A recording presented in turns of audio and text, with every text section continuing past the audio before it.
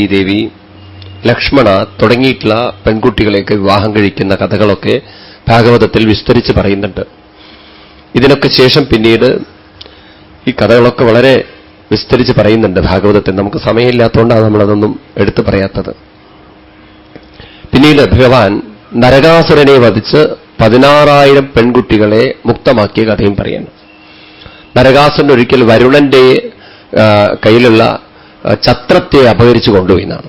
അതുപോലെ ഇന്ദ്രന്റെ അടുത്ത് എന്നിട്ട് അമ്മയുടെ കാതിൽ തൂക്കുന്ന കുണ്ടലങ്ങളും അപഹരിച്ചു പോയി എന്നാണ്. ഇവരെല്ലാവരും കൃഷ്ണന്റെ അടുത്ത് വന്നിട്ട് പറഞ്ഞു, ഭഗവാനെ എന്റെ അമ്മയുടെ സാധനം കട്ടിട്ട് അവൻ പോയി. അന്നും നോക്കൂ, ദേവന്മാരുടെ അടുത്ത് നിന്ന് കട്ടുപോയാൽ ഭഗവാന്റെ അടുത്ത് നീ പരാതി പറയാനുള്ളൂ. ഇന്നിപ്പം ഭഗവാനോട് പറഞ്ഞിട്ട് കാര്യമില്ലോ, പോലീസിനോട് പറഞ്ഞിട്ട് കാര്യമില്ല, കിട്ടിയില്ല എന്ന് വരും. അപ്പൊ അന്നും ദേവേന്ദ്രനെ പോലുള്ള ആളുകൾക്ക് പോലും സാധനങ്ങൾ മോഷണം പോയിട്ട് ഭഗവാനോടേ പറയാൻ പറ്റിയുള്ളൂ. അങ്ങനെ ഭഗവാനോട് പരാതി പറഞ്ഞു. ഭഗവാൻ സത്യഭാമാദേവിയും കൂട്ടിക്കൊണ്ട് ഗരുഡന്റെ പുറത്തു കയറിക്കൊണ്ട് പ്രാഗ്ജ്യോതിഷപുരം എന്ന കൊട്ടാരത്തിലേക്ക് കടക്കുകയാണ്. മുരൻ എന്ന് പറയുന്ന അവന്റെ മന്ത്രിയെ വെല്ലുവിളിച്ച് ഭഗവാൻ തന്റെ ശങ്കെല്ലാം ഊതി അവരെയൊക്കെ പ്രകോപിപ്പിച്ച് പിന്നെ 5 തലയുള്ള മുരനെ വെട്ടിക്കൊണ്ട് ഭഗവാൻ കൊട്ടാരത്തിലേക്ക് കടക്കണു. പിന്നെ ഘോരമായി യുദ്ധം ചെയ്ത് അങ്ങനെ നരകാസുരനെ വധിക്കുമ്പോൾ ഭൂമിദേവി മുന്നിൽ വന്ന് അപേക്ഷിച്ചുകൊണ്ട് പറയുന്നു, ഭഗവാനെ, അവിടുത്തെ തന്നെ പുത്രനാണ് ഈ നരകാസുരൻ, മഹാബലിയുടെ പുത്രനാണ് ഈ നരകാസുരൻ. പണ്ട് ഭഗവാൻ വരാഹാവതാരം എടുത്തപ്പോൾ ഭഗവാന്റെ ശരീരത്തിൽ നിന്നും ഭൂമിയിൽ പതിച്ച ബീജമാണത്ര പിന്നീട് നരകാസുരനായിട്ട് മാറിയിരിക്കുന്നത്. അതുകൊണ്ട് ഭഗവാനെ, അവന് സദ്ഗതി വരാൻ അനുഗ്രഹിക്കണം എന്ന് പറഞ്ഞ് അവന്റെ പുത്രനെ രാജാധികാരം ഏൽപ്പിച്ച് 16,000 പെൺകുട്ടികൾ, 16,100 എന്ന് പറയുന്നുണ്ട്, 16,000 എന്ന് പറയുന്നുണ്ട്, എന്നാലും ഇത്രയും പെൺകുട്ടികളെയൊക്കെ മുക്തരാക്കി ഭഗവാൻ. എന്നിട്ട് അവരോട് പറഞ്ഞു, നിങ്ങളൊക്കെ പൊയ്ക്കോളൂ വീട്ടിലേക്ക്. അവരിങ്ങനെ പോവാതെ ഭഗവാന്റെ മുഖത്തേക്ക് നോക്കുകയാണ്. ഭഗവാൻ ചോദിച്ചു, ഞാൻ എന്താ സേവനം ചെയ്യേണ്ടത്? ഭഗവാൻ, ഏതായാലും 8 പേരെ കല്യാണം കഴിച്ചില്ലേ? അതെ, അതുകൊണ്ട് ഞങ്ങളെയും കൂടി അങ്ങോട്ട് കൂട്ടിക്കോടെ എന്ന്. ഭഗവാൻ നോക്കിയപ്പോൾ 1ഉം 2ഉം പേരല്ല, 16,000 പേരെ. ഭഗവാൻ ഇങ്ങനെ ആലോചിച്ചു, ശരിയാണ്, ഞാൻ ഇവരെ വിവാഹം കഴിച്ചിട്ടില്ല എങ്കിൽ സമൂഹത്തിന് ഇവരൊരു ഭാരമായി തീരും. അതുകൊണ്ട് സമൂഹത്തിന് ഭാരമായി തീർന്നൊരു ജീവിതം ഇവർക്കുണ്ടാവരുത്. എന്റെ പേര് ചീത്തപ്പേരായാലും അവരുടെ ജീവിതം ഉത്കൃഷ്ടമാവണം എന്ന സന്മനസ്സുകൊണ്ട് വിചാരിച്ച ഭഗവാൻ കൃഷ്ണൻ ആ 16,100 പെൺകുട്ടികൾക്കും ജീവിതം കൊടുക്കാൻ നിശ്ചയിച്ചു എന്നാണ്. ലോക ചരിത്രത്തിലുണ്ടാവില്ല ഒരു ആള് വേശ്യയെ കല്യാണം കഴിക്കാൻ തയ്യാറാവുന്നത്. ഉണ്ടാവോ? പേര് ചീത്തപ്പേരായിട്ട് നടക്കുന്ന ഒരു പെൺകുട്ടി ആര് കല്യാണം കഴിക്കാൻ തയ്യാറാവും? ഇവിടെയാണ് ഭഗവാന്റെ ഒരു മഹത്വം നമ്മൾ കാണുന്നത്. തന്റെ പേര് ചീത്തപ്പേരായാലും വേണ്ടിയില്ല, സമൂഹത്തിന് ഭാരമായി തീരുന്ന ഒരു കുട്ടികൾ ഉണ്ടാവരുത്. നാളെ ഇവരിലൂടെ അനാഥരായ കുട്ടികളുണ്ടാവാം. അങ്ങനെയൊക്കെ ഒരു സമൂഹത്തിൽ വഴിപിഴച്ച് പോകരുത് വരുന്ന കരുതി അവരോടുള്ള അനന്ത കാരുണ്യം ഭഗവാൻ പ്രദർശിപ്പിച്ചുകൊണ്ട് ആ 16,000 പേരെ വിവാഹം കഴിച്ച് അങ്ങനെ കൊട്ടാരത്തിലേക്ക് വരുമ്പോൾ ആരോ ചെന്ന് ബലരാമസ്വാമിയോട് പറഞ്ഞു, ഏതോ ശത്രുക്കൾ നമ്മളെ യുദ്ധത്തിന് തോൽപ്പിക്കാൻ വേണ്ടി വരുന്നുണ്ടെന്ന്. ബലരാമസ്വാമി സൈന്യത്തിനോടൊക്കെ വേഗം തയ്യാറാവാൻ പറഞ്ഞു. അപ്പോൾ ഒരാൾ പറഞ്ഞു, ഫുൾ പെണ്ണുങ്ങളാണാ തോന്നുന്നത്. ഈ മിലിറ്ററിയിൽ ഫുൾ പെണ്ണുങ്ങളായിട്ട് ഏത് രാജാവിന്റെ സൈന്യമുള്ളത്? നോക്ക്, ആരാ നയിക്കുന്നത്? നോക്കുമ്പോഴല്ലേ കാണുന്നത് ഭഗവാൻ കൃഷ്ണനാണെന്നുള്ളത്. എന്നാ പിന്നെ ശത്രുക്കളാവാൻ വഴിയില്ല. ഏതായാലും ബലരാമസ്വാമി ഇങ്ങനെ നോക്കി നിൽക്കുക കാര്യങ്ങൾ. ഭഗവാൻ വന്നു ജ്യേഷ്ഠന്റെ കാലിൽ വീണ് നമസ്കരിച്ചു. ജ്യേഷ്ഠൻ ചോദിച്ചു, എന്താ കൃഷ്ണ ഈ കാണുന്നതൊക്കെ? ഒക്കെ ഭാര്യമാരാണെന്ന്. ഇത്രയും പേരോ? ഒന്നും പറയണ്ട, തലയിലെഴുത്തല്ലേ. അങ്ങനെ ഒരേ മുഹൂർത്തത്തിൽ 16,000 മണ്ഡപങ്ങൾ ഉണ്ടാക്കി 16,000 രൂപങ്ങളെടുത്ത് ഭഗവാൻ ആ 16,000 പേരുടെ കഴുത്തിൽ ഒരേ മുഹൂർത്തത്തിൽ മിന്നുകെട്ടി അവരെ ഭാര്യമാരായിട്ട് സ്വീകരിച്ചു എന്നാണ് കഥ പറയുന്നത്. ഏതായാലും ഇവിടെ പലയിടത്തും വ്യാസമഹർഷി തന്നെ ചില വൈരുദ്ധ്യങ്ങൾ പറയും. 16,108 പറയും, 16,000-ലധികം ഭാര്യമാരാണെന്ന് പറയും. ഏതായാലും ഈ 16,008 എന്നതിന്റെ ശാസ്ത്രീയമായൊരു ഭാഗം നമ്മൾ മനസ്സിലാക്കണം. 8 എന്നത് സാംഖ്യയോഗത്തിന്റെ ഒരു എണ്ണാണ്. 8 പ്രകൃതിയിൽ 8 തത്വങ്ങളാണുള്ളതെന്ന് സാംഖ്യശാസ്ത്രം പറയും. കപിലയോപാഖ്യാനത്തിൽ വേറെ രീതിയിലാണ് അത് അവതരിപ്പിക്കുന്നത്. എന്നാൽ പൊതുവെ 8 അഷ്ടം എന്നത് ഭാരതീയ സംസ്കാരത്തിൽ തന്നെ നിങ്ങൾക്ക് കാണാം. അഷ്ടവസുക്കള്, അഷ്ടദിഗ്ബാലന്മാര്, അഷ്ടസിദ്ധികള്, അഷ്ടലക്ഷ്മികള്, ഇങ്ങനെ അഷ്ടസിദ്ധികള്, ഇങ്ങനെ 8 എണ്ണത്തിന് എത്രയോ പ്രാധാന്യമുള്ളത് നിങ്ങൾക്ക് കാണാൻ സാധിക്കും. 8ന്റെ പ്രാധാന്യം. ഭഗവാൻ കൃഷ്ണൻ അവതരിക്കുന്നത് 8ാമത്തെ പുത്രനായിട്ടാണ്. ഞാൻ പറഞ്ഞു 8ാമത്തെ അധ്യായത്തിൽ 3ാമത്തെ അധ്യായത്തിൽ 8ാമത്തെ ശ്ലോകത്തിലാണ് ഭഗവാന്റെ അവതാരം വിളിച്ചു പറയുന്നത്. വീണ്ടും 8ാമത്തെ അധ്യായത്തിലാണ് ഭഗവാന്റെ പേരിടുന്നത് പറയുന്നത്. വിവാഹം കഴിക്കുന്നത് 8 പേരെയാണ്. ഇനി നിങ്ങൾ മഹാഭാരതത്തിലേക്ക് നോക്കിയ 18 ദിവസമാണ് യുദ്ധം. 18 പേരാണ് ഭഗവാൻ കൃഷ്ണനെ അർജുനൻ വിളിക്കുന്നത്. ഭഗവത്ഗീതയിൽ നോക്കിക്കഴിഞ്ഞാൽ വീണ്ടും അർജുനൻ ഭഗവാനെ വിളിക്കുന്നതും ഭഗവാൻ അർജുനനെ വിളിക്കുന്നതും 18 പേരാണ്. വീണ്ടും നിങ്ങൾക്ക് 18ന്റെ ഒരുപാട് മഹത്വം ഭഗവത്ഗീതയിൽ കാണാം. സാങ്കേയോഗം പറയുമ്പോൾ 18 ശ്ലോകങ്ങളിലേ ഭഗവാൻ പറയുള്ളൂ. അതുപോലെ സ്ഥിതപ്രജ്ഞ രക്ഷണം പറയുമ്പോൾ 18 ശ്ലോകങ്ങളിലേ പറയുള്ളൂ. ഈ 18ന് ഇത്രയും മഹത്വം നമുക്ക് കാണാം. അപ്പൊ എന്താണ് ഈ 8ന്റെ മഹത്വം? 8നെ കുറിച്ച് ഭഗവാൻ ഗീതയിൽ വ്യാഖ്യാനിക്കും. 8 തത്വങ്ങളെയാണ് 8 എന്ന് പറയുന്നത്. ഏതൊക്കെയാണ്? ഭൂമിരാപോനലോ വായു ഖം മനോ ബുദ്ധിരേവച അഹങ്കാര ഇതീയമ്മേ ഭിന്നാ പ്രകൃതി അഷ്ടത. ഭഗവത്ഗീതയുടെ വീക്ഷണത്തിൽ ഭാഗവതം വായിക്കുമ്പോൾ ഇതൊക്കെ നമുക്ക് വളരെ ഗംഭീരമായിട്ട് ശരിയായിട്ടുള്ള രീതിയിൽ മനസ്സിലാക്കാൻ പറ്റും. അല്ലെങ്കിൽ അതൊരു വെറും കഥയായി തീരുന്ന പറയാണ്. ഭഗവത്ഗീതയിൽ 7ാമത്തെ അധ്യായം എടുത്ത് നോക്കുമ്പോൾ നിങ്ങൾക്ക് ഞാൻ പറഞ്ഞ ശ്ലോകം കാണാം. ഭൂമി, വെള്ളം, അഗ്നി, വായു, ആകാശം, മനസ്സ്, ബുദ്ധി, അഹങ്കാരം, ഇങ്ങനെ 8 തത്വങ്ങളാണ് പ്രകൃതിയിൽ. എന്ന് വെച്ചാൽ പ്രകൃതി എന്ന് പറഞ്ഞാൽ സ്ഥൂല സൂക്ഷ്മ ഭാവത്തിലാണ് പ്രകൃതി നിൽക്കുന്നത്. ഒന്നുകിൽ സ്ഥൂലമായിട്ട് അല്ലെങ്കിൽ സൂക്ഷ്മമായിട്ട്. ഇത് നമ്മുടെ ജീവിതത്തിന്റെ നിത്യ അനുഭവമാണ്. ഇപ്പോൾ ഞാനും നിങ്ങളും സ്ഥൂലമായിട്ടിരിക്കണം എന്ന് വെച്ചാൽ ശരീരബോധത്തോടുകൂടി ഇരിക്കണം.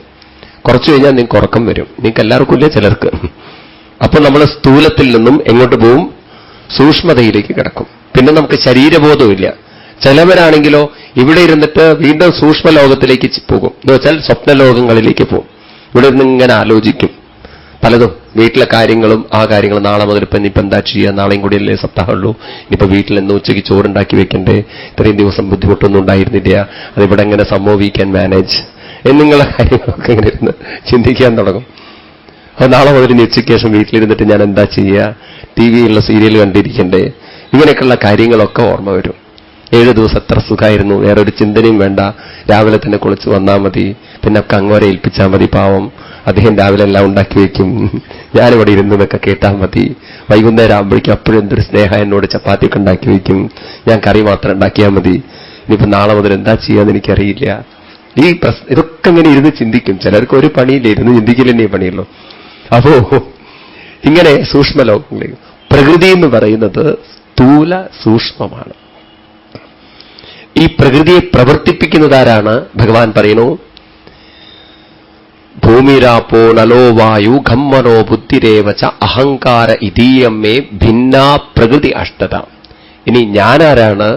ജീവഭൂത മഹാബാഹോ യയേതം ദാര്യതേ ജഗത്ത്. ഈ 8 പ്രവർത്തിപ്പിക്കുന്ന, അതിനെ ധരിച്ചു വച്ചിരിക്കുന്നവനാണ് ജീവചൈതന്യത്തിലിരിക്കുന്ന ഞാൻ. അപ്പൊ ഭഗവാൻ കൃഷ്ണൻ തന്നെ പരിചയപ്പെടുത്തുന്നത്, തന്നെ അർജുനനെ മനസ്സിലാക്കി കൊടുക്കുന്നത് ദേവകീദേവിയുടെ പുത്രനായിട്ടല്ല. അതാണ് അവിടുത്തെ മഹത്വം. ഭഗവാൻ പലപ്പോഴും തന്റെ അഹം എന്ന് പറഞ്ഞാൽ ഞാൻ എന്നാണല്ലോ അർത്ഥം. സംസ്കൃതത്തിൽ അഹം എന്ന് പറഞ്ഞാൽ ഞാനാണ്. ഈ അഹം എന്ന പദത്തെ ഭഗവാൻ പലപ്പോഴും പല രീതിയിൽ അർജുനന് മനസ്സിലാക്കി കൊടുക്കും. ഒരിടത്ത് പറയും അഹം, ഞാൻ എവിടെ ഇരിക്കുന്നു? സർവസ്യചാഹം ഹൃദി സന്നിവിഷ്ട, എല്ലാവരുടെയും ഹൃദയത്തിൽ അഹം ഞാനിരിക്കുന്നു പറയും. വീണ്ടും പറയും ഈശ്വരനായിരിക്കുന്ന ഞാൻ ഹൃദയങ്ങളിലിരിക്കുന്നു പറയും. ഇങ്ങനെ പലയിടത്തും ഭഗവാൻ ഈ അഹത്തെ മറ്റൊരു രീതിയിൽ അവതരിപ്പിക്കും. ഇവിടെയും ഭഗവാൻ പറയുന്നു മാം അഹം, അഹമായിരിക്കുന്ന ഞാൻ ധാര്യതേ, ധരിക്കുന്നു ഈ 8 പ്രകൃതിയെയും. അപ്പോ താൻ ആരാണെന്ന് ഭഗവാൻ പരിചയപ്പെടുത്തുന്നത് ജീവചൈതന്യത്തിലിരിക്കുന്ന, ഓരോ ശരീരത്തിലും ജീവചൈതന്യത്തിലിരിക്കുന്ന ആ ഭഗവത് ചൈതന്യം തന്നെയാണ് ഭഗവാൻ കൃഷ്ണൻ എന്ന പദം കൊണ്ട് ഭഗവാൻ തന്നെ പരിചയപ്പെടുത്തുന്നത്. നമുക്ക് വളരെ ശരിക്കും മനസ്സിലാക്കണം. നമ്മൾ ആ കൃഷ്ണൻ എന്ന സങ്കല്പമുണ്ടല്ലോ, മനസ്സിൽ കൃഷ്ണൻ എന്ന് കേൾക്കുമ്പോഴേക്കും, ചെവിയിലൂടെ നമ്മൾ അകത്ത് കേൾക്കുമ്പോഴേക്കും ഒരു ഓടക്കുഴൽ പിടിച്ച കൃഷ്ണനായിട്ടല്ല ഭഗവാൻ തന്നെ അവതരിപ്പിക്കുന്നത്. എല്ലാവരിലും ജീവചൈതന്യ രൂപത്തിലിരുന്നു കൊണ്ട് അഷ്ടപ്രകൃതികളെ ധരിക്കുന്നവനാരോ അവൻ കൃഷ്ണൻ.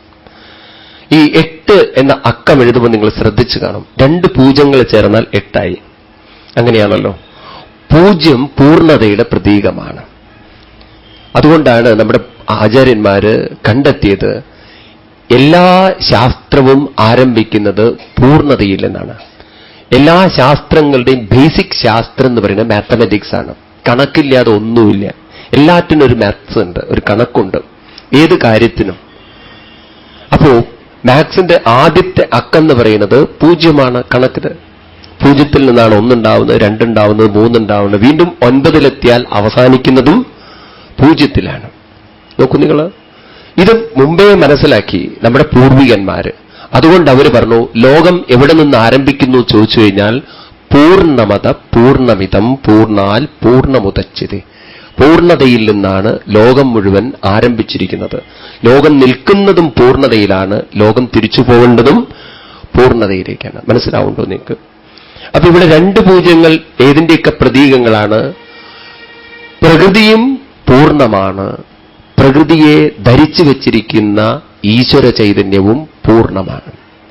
അപ്പൊ 2 പൂർണ്ണങ്ങൾ അതെങ്ങനെയാ ഉണ്ടാവുക?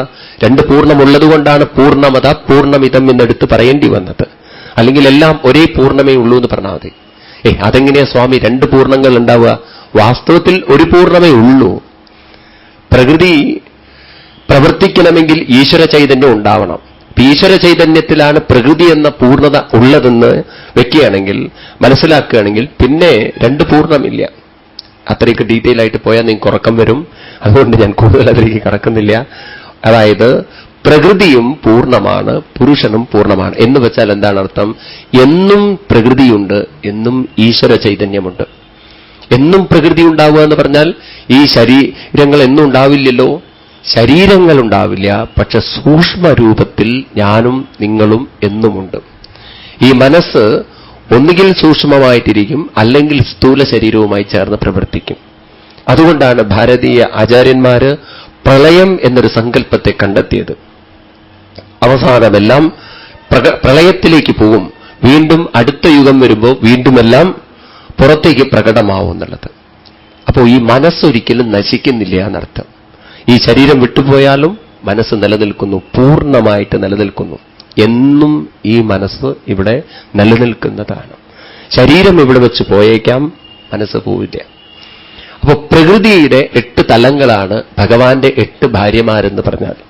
8നെ നമുക്ക് വിപുലീകരിക്കാം. 8നെ നിങ്ങൾക്ക് 16 ആക്കാം, 16നെ 32 ആക്കാം, വീണ്ടും വീണ്ടും കൂട്ടിക്കൂട്ടി 16,000 എത്ര വേണമെങ്കിലും ആക്കാം. ഏതുപോലെ ഒരേ സ്വർണ്ണാഭരണം ഒരേ സ്വർണം വ്യത്യസ്ത ആഭരണങ്ങളായി നിൽക്കുന്നത് പോലെ, ഒരേ നൂല് വ്യത്യസ്ത വസ്ത്രങ്ങളായിട്ട് നിൽക്കുന്നത് പോലെ, നമ്മൾ ഓരോരുത്തരും ധരിച്ചിരിക്കുന്ന വസ്ത്രത്തിന്റെ നിറം വ്യത്യാസമുണ്ട്. ഇതിനൊന്ന് ബ്ലീച്ച് ചെയ്ത് നോക്കൂ നിങ്ങൾ. കറുപ്പായാലും നീലയായാലും മഞ്ഞയായാലും ചുവപ്പായാലും ബ്ലീച്ച് ചെയ്ത് കഴിഞ്ഞാൽ ഇതിന്റെ ബേസിക് നിറം എന്തായിരിക്കും? വെളുപ്പ് തന്നെയായിരിക്കും. അപ്പൊ ഒരേ വെളുപ്പിലാണ് അനന്തം കളറുകൾ ചേർത്ത് വൈവിധ്യങ്ങൾ ഉണ്ടാക്കിയതെങ്കിൽ, കൃഷ്ണനെന്ന ഒരേ സത്യത്തിലാണ് അനവധി പ്രകൃതി നിൽക്കുന്നത്. എന്ന് വെച്ചാൽ പ്രകൃതിയിൽ അനന്തതയുണ്ട്, വൈവിധ്യങ്ങളുണ്ട്, വ്യത്യാസങ്ങളുണ്ട്. പക്ഷെ അതിൽ നിലനിൽക്കുന്ന ഈശ്വര ചൈതന്യം ഒന്നാണ്. ഇതാണ് ഭാരതത്തിന്റെ അടിസ്ഥാന ശാസ്ത്രം. ഏകത്വത്തിൽ നാനാത്വം, അല്ലെങ്കിൽ നാനാത്വത്തിൽ ഏകത്വം, യൂണിറ്റി ഇൻ ഡൈവേഴ്സിറ്റി അല്ലെങ്കിൽ മൾട്ടിപ്ലിസിറ്റി എന്നൊക്കെ ആചാര്യന്മാർ പറഞ്ഞു വെച്ചിരിക്കുന്നത്. രാമകൃഷ്ണദേവൻ വളരെ ലളിതമായിട്ട് നമുക്ക് മനസ്സിലാക്കി തരും. നിങ്ങൾ അനവധി പൂജ്യങ്ങൾ ഇട്ടോളൂ, ഈ പൂജ്യങ്ങളൊക്കെ പ്രകൃതിയുടെ അനന്തതയാണ്. പക്ഷെ ആ പൂജ്യങ്ങൾക്കൊക്കെ വിലയുണ്ടാവണമെങ്കിൽ അതിന്റെ മുന്നിലൊരു ഒന്നിടണം. ആ ഒന്ന് കൃഷ്ണനാണ്, ബാക്കിയെല്ലാം പൂജ്യങ്ങളാണ്. എപ്പോൾ കൃഷ്ണ ചൈതന്യം നമ്മളിൽ നിന്ന് വിട്ടുപോയോ പിന്നെ പ്രകൃതി സൂക്ഷ്മമായിട്ട് നിലനിന്നു. സ്ഥൂലം നമുക്ക് വിട്ടേ പറ്റുള്ളൂ പ്രിയാണ്.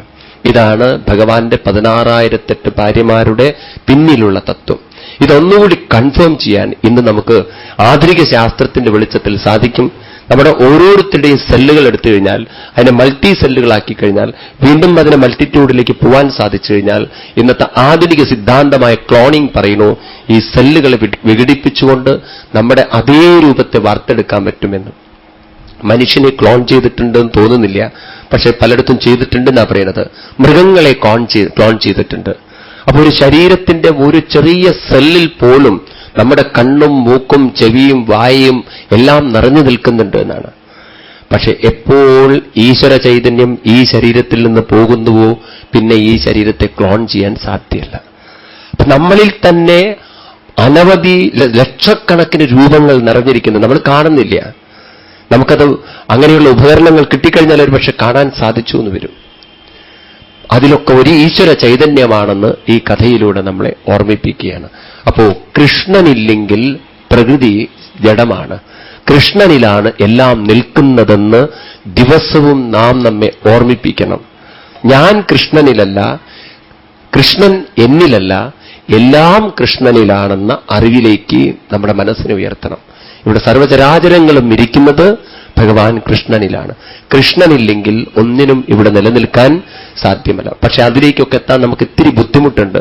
അതുകൊണ്ട് തുടക്കത്തിലെങ്കിലും നമ്മളോട് പറയുക, ഭഗവാൻ ഉള്ളതുകൊണ്ടാണ് എനിക്ക് ശ്വാസമെടുക്കാൻ പറ്റുന്നത്, കേൾക്കാൻ പറ്റുന്നത്, കൈകൊണ്ട് പ്രവർത്തിക്കാൻ പറ്റുന്നത്. ഇങ്ങനെ ഓരോ കാര്യങ്ങളും നമ്മളെ ഓർമ്മിപ്പിച്ചു കഴിഞ്ഞാൽ ഭഗവാൻ എപ്പോഴും കൂടെയുണ്ടെന്ന ബോധം നമ്മളിൽ ദൃഢമായി കിട്ടുന്നവരെയാണ്. അതുതന്നെ നമുക്കൊരു ശക്തി തരും, പ്രചോദനം തരും, ഉത്സാഹം തരും, ആവേശം തരും. അതിന് മാത്രമേ നമ്മളെ പ്രചോദിപ്പിക്കാൻ നമുക്ക് നമ്മുടെ ജീവിതത്തിൽ കൊണ്ടു നടക്കാൻ സാധിക്കുള്ളൂ എന്ന് പറഞ്ഞ് ഈ ഭാഗം കഴിഞ്ഞതിന് ശേഷം പിന്നീട് അടുത്ത ഉപാഖ്യാനമാണ് 60-ാമത്തെ അധ്യായം. ഇതിനെ വിളിക്കും കർഹിജിത്ത് അധ്യായം എന്ന്, കലഹത്തിന്റെ അധ്യായം. അതായത് ഒരിക്കൽ ഭഗവാൻ കൃഷ്ണനും രുക്മിണി ദേവിയും അവർ രണ്ടുപേരും ഇങ്ങനെ മഞ്ചത്തിലിരുന്ന്, അതായത് കട്ടിലിൽ ഇരുന്നിങ്ങനെ ഓരോ തമാശകൾ പറയായിരുന്നു. അപ്പൊ ഭഗവാൻ തമാശയായിട്ട് രുക്മിണി ദേവിയുടെ മുഖത്ത് നോക്കിയിട്ട് പറഞ്ഞു, ദേവിയെപ്പോലെ ഭാഗ്യം കിട്ടിയൊരു കുട്ടി ലോകത്തിലുണ്ടാവില്ല കേട്ടോ കുട്ടിയെന്ന്. അപ്പൊ രുക്മിണി ദേവി ഇങ്ങനെ മുഖത്തേക്ക് നോക്കി ഭഗവാനെ എനിക്ക് എന്തൊരു ഭാഗ്യക്കുറവാണുള്ളത്, മനസ്സിലാവണില്ല. അല്ലെങ്കിൽ ദേവി ഒന്ന് നോക്കൂ, ദേവി എത്ര സുന്ദരിയാണ്, ഞാൻ കാണാൻ കൊള്ളാമോ? കറുത്തിരുണ്ടൊരു നിറം, ദേവിയുടെ ആ വെളുപ്പും സൗന്ദര്യവും എത്ര കേമം. എന്നിട്ട് ഇങ്ങനെ ഒരു കറമ്പനെ കല്യാണം കഴിച്ചില്ലേ ദേവി? അതൊരു അയോഗ്യതയല്ലേ ദേവിക്ക്? എത്ര സുന്ദരക്കുട്ടന്മാരൊക്കെ ദേവിക്ക് കിട്ടുമായിരുന്നു എന്നിങ്ങനെ ദേവിയുടെ മുഖത്ത് നോക്കിയപ്പോ, എന്താ ഭഗവാനെ അങ്ങേക്കൊരു സൗന്ദര്യക്കുറവുള്ളത്? ഇതിങ്ങനെ ദേവി ഇങ്ങനെ ഓർത്തപ്പോ, ദേവിയുടെ അച്ഛനും സഹോദരനൊക്കെ ഉണ്ടല്ലോ, എത്ര സുന്ദരനും കോമളനും സുകുമാരനുമായ ശിശുപാലനല്ലേ കല്യാണം കഴിച്ചു കൊടുക്കാൻ നിശ്ചയിച്ചത്. എന്നിട്ട് ശക്തിയില്ല, കഴിവില്ല, ഭീരുവായ, രാജൈശ്വര്യമില്ല, അധികാരമില്ലാത്ത ഈ ആളെ പിടിച്ചു കിട്ടിയത് എത്ര ശരിയായോ ദേവി? ദേവി എന്നെ ആലോചിച്ച് നോക്കും. ഞങ്ങൾക്ക് ക്ഷത്രിയാധികാരമല്ല, ശിശുപാലനാണെങ്കിൽ ക്ഷത്രിയ രാജാവാണ്, ശാപം കിട്ടിയ കുലമാണ് ഞങ്ങൾക്ക്. ഇനി രണ്ടാമത് എന്റെ യോഗ്യതയൊന്നും പറയാൻ പറ്റില്ല. ആ ശിശുപാലനൊക്കെ എത്ര നല്ല യോഗ്യത ഉണ്ട്. പിന്നെ അത് മാത്രമല്ല, ജരാസന്ധനെ പേടിച്ച് ഓടിയവനാ ഞാൻ, ഭീരുവാണ്. ഇങ്ങനെയൊക്കെയുള്ള ഒരാളെ ദേവി കിട്ടിയല്ലോ, അത് ശരിയായില്ലല്ലോ ദേവി. വാസ്തവത്തിൽ ദേവിക്ക് വലിയ തെറ്റാ പറ്റിയത്. എപ്പോഴും ദേവി കല്യാണം കഴിക്കുമ്പോണ്ടല്ലോ തുല്യതയുള്ള ആളുകളായിട്ട് കല്യാണം കഴിക്കണം, അല്ലെങ്കിൽ കോംപ്ലക്സ് വളരും. ഒരാൾക്ക് നല്ല പഠിപ്പ്, ഒരാൾക്ക് ഒട്ടും പഠിപ്പില്ല. ഒരാൾക്ക് സൗന്ദര്യം കൂടുതൽ, ഒരാൾക്ക് സൗന്ദര്യമില്ല. അല്ലെങ്കിൽ ഒരാൾക്ക് കുറെ പണം, മറ്റൊരാൾക്ക് പണമില്ല. ഇതൊക്കെ ഉണ്ടെങ്കിലല്ലോ ഒരാൾ മറ്റൊരാളുടെ അടിമത്വത്തിലേക്ക് എപ്പോഴും നിന്നു പോകുമെന്നൊരു സംശയം വരും. അതുകൊണ്ട് തുല്യരായിട്ട് എപ്പോഴും കല്യാണം കഴിക്കാവൂ എന്ന് പറഞ്ഞപ്പോ ദേവി ഇങ്ങനെ ഭഗവാന്റെ മുഖത്തേക്ക് നോക്കി, എന്താ നമുക്ക് തമ്മിലൊരു തുല്യതല്ലേ? അല്ലെങ്കിൽ ദേവി നോക്കൂ, ഇത്രയൊക്കെ ലോകത്തിൽ കല്യാണം കഴിച്ചൊരു ഒരു വ്യക്തി ഉണ്ടാവോ? 16,000 ഒക്കെ കല്യാണം കഴിച്ച്. അപ്പൊ ദേവിയെയും കൊണ്ട് എനിക്ക് കറങ്ങാനും പറ്റില്ല. ഇപ്പോ ഒന്ന് പുറത്തിറങ്ങണം, ഇവരൊക്കെ പറയും ഞങ്ങളും വരുന്നുവെന്ന്. ഒന്ന് പുറത്തിറങ്ങാൻ ഭഗവാൻ നിശ്ചയിച്ചു എന്ന് വിചാരിക്കുക. ഭഗവാന്റെ 16,008 ഭാര്യമാരും പറയാ, അല്ല കൃഷ്ണേട്ടാ ഞങ്ങളും കൂടെ വരാന്ന്. ഭഗവാന്റെ കുടുംബം തറവാടാവില്ലേ പിന്നെ ഈ 16,000 ആളുകളെയും കൊണ്ടൊന്ന് ഷോപ്പിംഗ്? ഇന്നത്തെ കാലം ഒന്ന് ആലോചിച്ച് നോക്കൂ.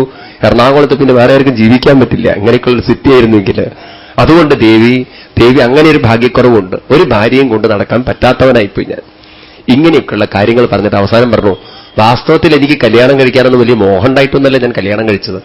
ആ ശിശുപാലൻ ഇത്തിരി ഞാനെന്ന തോന്നലുണ്ടല്ലോ, അഹങ്കാരം ഇത്തിരി കൂടുതലായിരുന്നു. അവന്റെ അഹങ്കാരം ഒതുക്കണമെങ്കിൽ അവന്റെ മുന്നിൽ വെച്ചിട്ട് നിന്നെ കൊണ്ടുവന്നാലേ അവന്റെ പത്തി ഒന്ന് താഴുള്ളൂ എന്ന് മനസ്സിലാക്കി അവനെ ഒതുക്കാൻ വേണ്ടിയിട്ട് ആ ദേവിയെ കൊണ്ടുവന്നു. അല്ലാതെ സൗന്ദര്യത്തിലൊന്നും വീണിട്ടൊന്നും ദേവി വിചാരിക്കേണ്ടാണ്. സാരല്യ ദേവി ഒന്ന് പ്രസവിച്ചു എന്നല്ലേ ഉള്ളൂ, അതിന് വിരോധമൊന്നുമില്ല. ശിശുപാലന്റെ വീട്ടിൽ ഞാൻ കൊണ്ടാക്കി തരാം.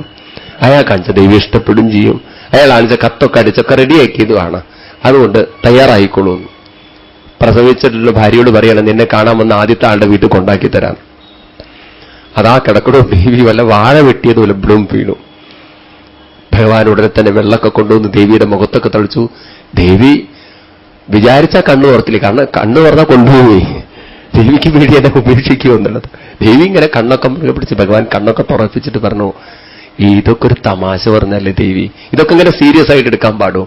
ഞാൻ എന്തിനാ ഇങ്ങനെയൊക്കെ പറഞ്ഞു ചോദിച്ചു കഴിഞ്ഞാൽ, ഇങ്ങനെയൊക്കെ പറയുമ്പോ എന്നാ പിന്നെ എന്തിനാ എന്നെ കല്യാണം കഴിച്ചെന്നൊക്കെ ദേഷ്യത്തിൽ ഇങ്ങനെ പറയുമ്പോ ആ മുഖത്തൊരു തുടുപ്പൊക്കെ ഉണ്ടാവും. അതിന്റെ ഒരു സൗന്ദര്യം ആസ്വദിക്കാനുള്ള ഒരു മോഹം കൊണ്ട് അങ്ങനെയേ ഞാൻ പറഞ്ഞുള്ളൂ ദേവി. വാസ്തവത്തിൽ ദേവിയെ ചൂടാക്കാൻ വേണ്ടി മാത്രം. അല്ലെങ്കിൽ ദേവിയെ ഞാൻ ഉപേക്ഷിക്കുമോ? ഇത്രയൊക്കെ സ്നേഹത്തിൽ എന്റെ കൂടെ വന്ന ദേവിയെ ഉപേക്ഷിക്കാൻ എനിക്ക് സാധിക്കൂ എന്ന് പറഞ്ഞപ്പോ ദേവിക്ക് മനസ്സിലായി, എന്നെ ഉപേക്ഷിക്കാനല്ല, വെറുതെ ഒന്ന് തമാശയാക്കിയതാ ഭഗവാന്. ഏതായാലും ഒരു കാര്യം കൂടി ഭഗവാൻ പറഞ്ഞു. കല്യാണം കഴിഞ്ഞിട്ട് എപ്പോഴും ചിരിച്ച് രസം, ഇടയ്ക്കൊരു തമ്പത്തെറ്റിലൊക്കെ വേണ്ട ദേവി, അല്ലെങ്കിൽ ഒരു രസമുണ്ടോ ജീവിതത്തിൽ? ഒരു ഇടയ്ക്കൊരു പണക്കോ ഒരു സൗന്ദര്യ പണക്കൊക്കെ വേണം. എപ്പോഴും ഒരേപോലെ ശരി എന്ത് പറയുന്നതും ഓർഡർ എന്ന് പറയുമ്പം അതിലൊരു സുഖമില്ല. ഈ ചായ ഓർഡർ, ഭർത്താവിനോട് പറയാ 1 കിലോ തക്കാളി ഓർഡർ, ഇപ്പൊ മേടിക്കാൻ സൗകര്യമില്ല എന്നൊക്കെ പറയുമ്പോൾ അപ്പൊ 2 ദേഷ്യം അങ്ങോട്ടും ഇങ്ങോട്ടൊക്കെ പെടുമ്പോൾ അതിലൊരു രസമൊക്കെ ഉണ്ട്. അതല്ലേ ദേവി ജീവിതം എന്നൊക്കെ പറയുന്നത് എന്നൊക്കെ അവർ പറഞ്ഞപ്പോ ആ ദേവി എന്തെല്ലാം കുറവുകളാണോ ഭഗവാന്റെ നേരെ നിരത്തിയത്, എന്തെല്ലാം ഗുണങ്ങളാണോ രുക്മിണി ദേവിയിൽ ഭഗവാൻ കണ്ടത്, അതിനെ നേരെ തലതിരിച്ചുകൊണ്ട് ഭഗവാൻ ഒരു മറുപടി കൊടുക്കുന്നത് 60-ാം അധ്യായത്തിൽ കാണാം. വളരെ മനോഹരമായിട്ടുള്ള ഒരു ഭാഗമാണ് രുക്മിണ്യുവാച. ദേവി പറയുന്നു, ഭഗവാനെ നമ്മൾ തമ്മിൽ യോജിക്കില്ല എന്ന് പറഞ്ഞത് 100% ശരിയാണ്. അങ്ങ് പറഞ്ഞതിനെ ഞാൻ എതിർക്കുന്നില്ല. പക്ഷെ അങ്ങ് പറഞ്ഞു ഞാൻ സുന്ദരിയാണ്, അവിടുന്ന് സുന്ദരനല്ല, കോമളനല്ല എന്ന്. നമ്മൾ തമ്മിൽ യോജിക്കില്ല എന്ന്. പക്ഷെ ഭഗവാനെ എങ്ങനെയാണ് നമ്മൾ യോജിക്കാത്തത്? എന്തുകൊണ്ടാണ് യോജിക്കാത്തത് എന്നാണെങ്കിൽ, ഞങ്ങളൊക്കെ വികാരങ്ങളിൽ അടിമപ്പെട്ട് വികാരങ്ങൾക്കനുസരിച്ച് പ്രവർത്തിക്കുന്നവരാണ്. മനസ്സിന് വിഷമം വന്നാൽ ഞങ്ങളുടെ പെരുമാറ്റത്തിൽ വിഷമമുണ്ടാവും. മനസ്സിന് ദുഃഖം വന്നാൽ പെരുമാറ്റത്തിൽ ദുഃഖമുണ്ടാവും. മനസ്സിന് തളർച്ച വന്നാൽ ഞങ്ങൾക്ക് തളർച്ച വരും. മനസ്സിൽ കാമം വന്നാൽ ഞങ്ങൾക്ക് കാമം വരും. എന്നാൽ അവിടുന്ന് വികാരങ്ങൾക്ക് അതീതനായതുകൊണ്ട് ഒരു വികാരത്തിനും അങ്ങേ കുലുക്കാൻ സാധ്യമല്ല.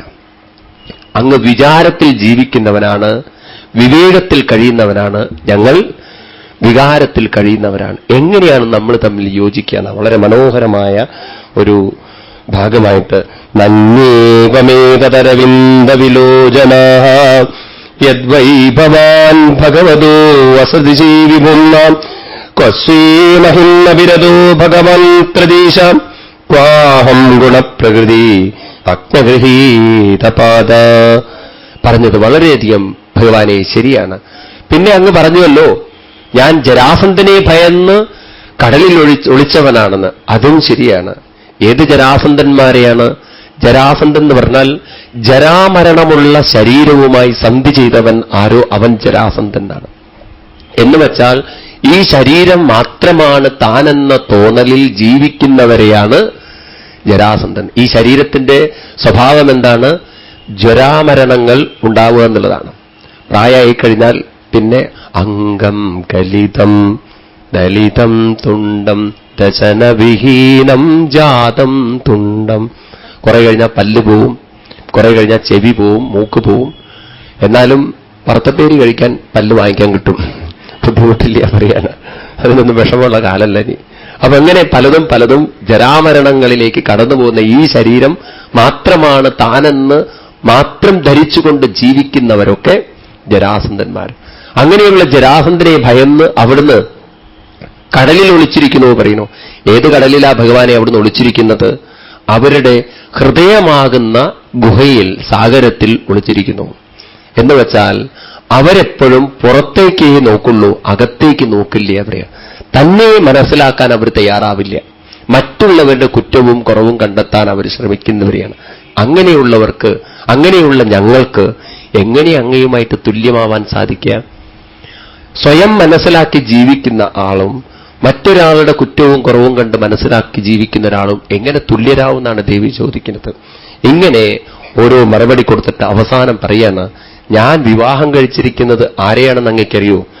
45-ാമത്തെ ശ്ലോകത്തിൽ പറയും, ത്വക്ഷസ്മരോ ശുയോമനകപേശപിനദ്വമന്ദർ മാസാംസി രക്തഗ്നിൽ കമവിത്തവാദം ജീവച്ഛവം ഭജതി കണ്ഡമതിർവിമൂഢാം യാതേ പദാബ്ജമകരന്തമജിഗ്രതീ സ്ത്രീ. ഭഗവാനെ ഈ ശരീരത്തില് എന്തെല്ലാം ഘടകങ്ങളുണ്ടെന്ന് രുക്മിണീ ദേവി നമുക്ക് കാണിച്ചു തരണം. കൈകളിലുള്ള നേർത്ത രോമങ്ങള്, തോലുകള്, മാംസം, അതിൻ്റെ ഉള്ളിൽ അസ്ഥി, അതിനുള്ളിൽ മജ്ജ, പിന്നെ കുറെ രക്തം, പിന്നെ കുടലും മാലകളൊക്കെ കഴിഞ്ഞു കഴിഞ്ഞാൽ പിന്നെ കിഡ്നി ചട്നിയൊക്കെ എടുത്തു കഴിഞ്ഞാൽ കുറെ മലവും മൂത്രവും കുറെ രേതസ്സും. ഇങ്ങനെയൊക്കെ നിറഞ്ഞിരിക്കുന്ന ഈ ശരീരത്തെ മാത്രം ആരാണോ ഭർത്താവാണെന്ന് കരുതുന്നത് അവര് ജീവശവം ഭജതി കാന്തമതിർ വിമൂഢ. അവരെ ഞാൻ കുലസ്ത്രീകൾ എന്ന് വിളിക്കില്ല, ഞാൻ അവരെ വിമൂഢകളെന്ന് വിളിക്കും. കാരണം ശവത്തെ ഭർത്താവായി കാണുന്നവരാണ് അവര്. ഞാൻ ശവത്തെയല്ല ഭർത്താവായി കാണുന്നത്.